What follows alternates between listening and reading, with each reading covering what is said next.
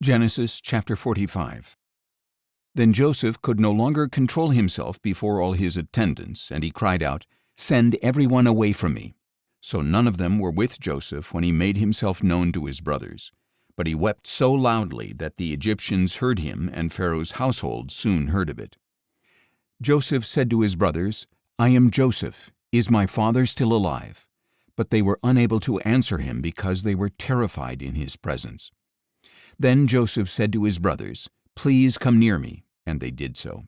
"I am Joseph your brother," he said, "the one you sold into Egypt. And now do not be distressed or angry with yourselves that you sold me into this place, because it was to save lives that God sent me before you.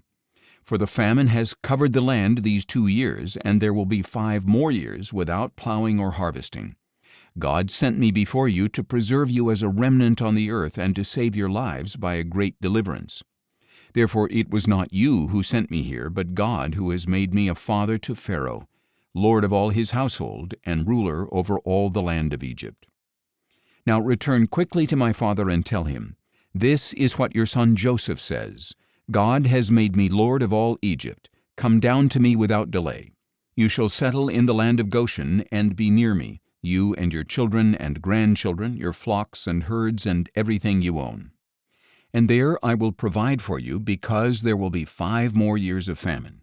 Otherwise you and your household and everything you own will come to destitution.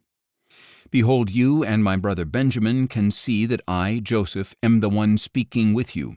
Tell my father about all my splendor in Egypt and everything you have seen, and bring my father down here quickly." Then Joseph threw his arms around his brother Benjamin and wept, and Benjamin wept as they embraced.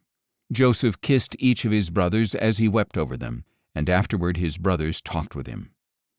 When the news reached Pharaoh's house that Joseph's brothers had come, Pharaoh and his servants were pleased.